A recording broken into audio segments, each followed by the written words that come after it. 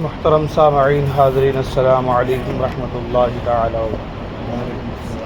سبھی حضرات قریب آ کر بیٹھ جائیں اور آقا کریم صلی اللہ تعالی وسلم کی بارگاہ میں درود پاک کے نذران عقیدت پیش کریں۔ پڑھیں اللہم صلی علی سیدنا مولانا محمد معدن الجود والکرم وآلہ بارک وسلم صلو علیہ الصلاۃ والسلام علیک یا رسول اللہ صلی اللہ تعالی علیہ وسلم۔ مقتدی کی اقسام اور اسی کے تعلق سے مسائل کل کچھ بیان کیے گئے تھے۔ مسئلہ یہ ہے کہ لاحق مسبوق کا حکم یہ ہے کہ جن رکعتوں میں لاحق ہے ان رکعتوں کو امام کی ترتیب سے پڑھے اور ان رکعتوں میں لاحق کے احکام جاری ہوں گے، اور جن رکعتوں میں مسبوق ہے ان کو منفرد کی ترتیب سے پڑھے اور ان رکعتوں میں مسبوق کے احکام جاری ہوں گے۔ کہتے ہیں کہ یہاں جو حکم دیا گیا وہ لاحق مسبوق مقتدی کے تعلق سے مسائل۔ لاحق مسبوق کا حکم کیا ہے؟ تو فرمایا کہ جن رکعتوں میں لاحق ہے ان رکعتوں کو امام کی ترتیب سے پڑھے۔ لاحق سے مراد کیا ہے؟ لاحق سے مراد یہ ہے کہ آدمی نماز میں امام کے ساتھ تھا، کسی کمی بیشی کی وجہ سے نماز سے باہر چلا گیا، واپس پھر سے آیا، مثال کے طور پر ری خارج ہو گئی، وضو ٹوٹ گیا، چلا گیا وضو کر کے آیا تو ایک دو رکعت چھوٹ گئی۔ اب وہ جو دو رکعت اس کی چھوٹ گئی ان دو رکعتوں کہیں گے لاحق، ان دو رکعتوں کے مقتدی کو کہیں گے لاحق۔ اور مسبوق تو میں نے بتایا تھا کہ مسبوق وہ ہے کہ جو امام کے ساتھ نماز اپنی پڑھے گا مگر اس کی ایک دو یا تین رکعتیں شروع کی چھوٹ گئی ہوں، اس کو کہیں گے مسبوق۔ اب لاحق مسبوق کا معنی یہ ہوگا کہ آدمی نماز میں امام کے ساتھ آیا ایک رکعت کے بعد تو مسبوق ہو گیا، پھر کچھ کمی بیشی کی وجہ سے وہ چلا گیا نماز سے باہر، پھر واپس پلٹا تو اب وہ جو ہے لاحق ہو گیا، ہے نا۔ تو کہتے ہیں لاحق مسبوق کا حکم یہ ہوگا کہ جب وہ جن رکعتوں میں لاحق ہے ان رکعتوں کو امام کی ترتیب سے پڑھے اور ان رکعتوں میں لاحق کے احکام جاری ہو۔ لاحق کے احکام کیا ہوتے ہیں؟ لاحق کے احکام یہ ہوتے ہیں کہ ان رکعتوں میں وہ خاموش کھڑا رہے، کچھ نہیں پڑھے گا۔ امام کے پیچھے ہمیں کچھ پڑھنے کا حکم ہے؟ پڑھنے کا حکم نہیں ہے۔ تو اب وہ نماز میں تھا، کسی وجہ سے چلا گیا، پھر واپس پلٹا پھرا کے نماز میں شامل ہو گیا، وہ جو دو رکعتیں اس کی ایک یا دو رکعتیں چھوٹ گئی ہیں وہ لاحق کے احکام میں شامل ہوں گے۔ تو اب وہ امام کے پیچھے ہی ہے، مطلب کسی کارن وہ باہر چلا گیا تھا، تو اب ان پر جو احکام جاری ہوں گے وہ احکام لاحق کے جاری ہوں گے، یعنی ان رکعتوں میں وہ قرات نہیں کرے گا، خاموش کھڑا رہے گا۔ اور جن رکعتوں میں مسبوق ہے تو ان کو منفرد کی ترتیب سے پڑھے گا۔ منفرد مطلب اکیلے کی ترتیب سے پڑھے گا، جیسے ہم اکیلے نماز پڑھتے ہیں تو اسی ترتیب سے پڑھے۔ کہتے ہیں کہ جن رکعات میں وہ لاحق ہے ان رکعات میں مطلقاً قرات نہ کرے، کیونکہ لاحق حکماً مقتدی ہے اور مقتدی کو قرات ممنوع ہے۔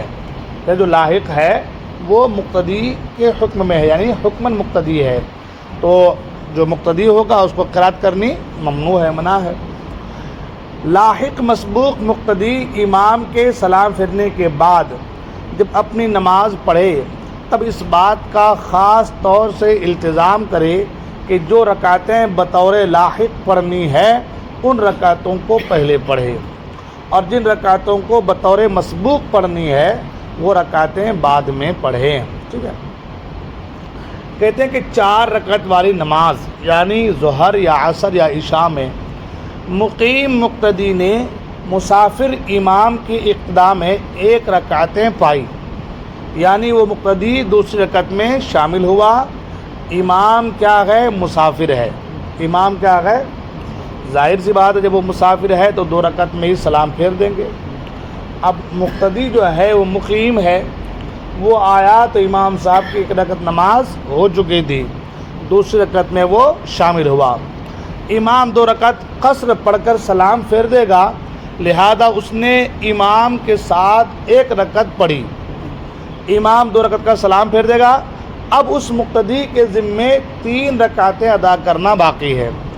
ایک رکعت تو امام کے ساتھ جو نہیں پڑھ پایا، چھوٹ گئی، وہ رکعت ہے، اور 2 رکعت جو اپنی بقیہ وہ پڑھے گا، وہ 2 رکعت ہے۔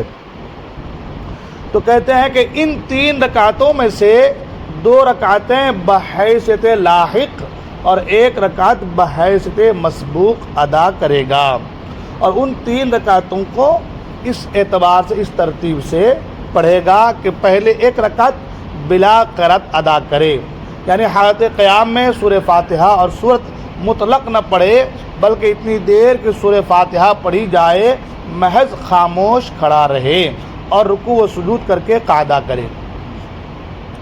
فرمایا کہ جو اس کی پہلی رکعت ہے، یعنی امام کے سلام پھرنے کے بعد جب وہ کھڑا ہوگا قیام کی حالت میں، تو اب اس 1 رکعت کو وہ لاحق کے اعتبار سے پڑھے گا، یعنی اس میں قرات نہیں کرے گا، نہ سورہ فاتحہ نہ سورہ کچھ نہیں پڑھے گا، بلکہ خاموش کھڑا رہے گا، ٹھیک ہے، اور رکوع سجود کر کے جو ہے قعدہ کرے، اور قعدہ میں صرف التحیات پڑھ کر کھڑا ہو جائے، کیونکہ یہ رکعت مقتدی کی دوسری رکعت تھی۔ پھر دوسری رکعت بھی بلا قرات پڑھ کر قعدہ کرے اور التحیات پڑھ کر کھڑا ہو جائے، ٹھیک ہے۔ اب دوسری رکعت بھی جو ہے بغیر قرات کیے قعدہ کرے اور التحیات پڑھ کر پھر سے کھڑا ہو جائے، ٹھیک ہے۔ کتنی رکعتیں ہو گئی؟ 3 رکعتیں ہو گئی، 1 امام صاحب کے ساتھ پڑھی تھی اور 2 ان کی خود کی ہو گئی، ٹھیک ہے۔ یہ رکعت اگرچہ اس مقتدی کی تیسری رکعت ہے، لیکن امام کے حساب سے چوتھی رکعت ہے، اور لاحق مقتدی پر لازم ہے کہ وہ فوت شدہ نماز کو امام کی ترتیب پر ادا کرے، ٹھیک ہے۔ اب پھر تیسری رکعت کے لیے کھڑا ہو جائے اور قیام میں سورہ فاتحہ اور سورت پڑھ کر رکوع و سجود کر کے قعدہ اخیرہ کریں، اور قعدہ اخیرہ میں تشہد، اتحیات اور درود اور دعائے معذورہ پڑھ کر سلام پھیر دے۔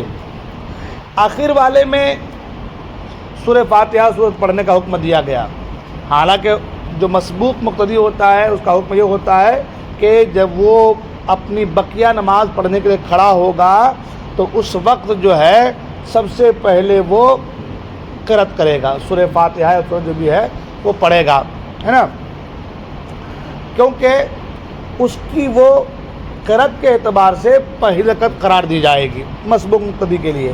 مگر یہاں پر جو معاملہ ہے وہ ہے امام کے مسافر ہونے کا اور مقتدی کے مقیم ہونے کا، تو اب یہاں پر جو رکعت چھوٹ گئی ہیں وہ رکعت اب اس مقتدی کے لیے مسبوق کی حیثیت نہیں بلکہ لاحق کی حیثیت رکھیں گی۔ اور آگے ہم نے پڑھا سنا کہ جب کوئی مقتدی لاحق مسبوق ہو تو پہلے لاحق کی طرح نماز ادا کرنے کا حکم ہے، پھر مسبوق کی ترتیب کے ساتھ نماز پڑھنے کا حکم ہے۔ تو 2 رکعت جو پہلے پڑھی وہ لاحق کے حکم میں تھی، اور جو آخری رکعت پڑھی وہ مسبوق کے حکم میں تھی۔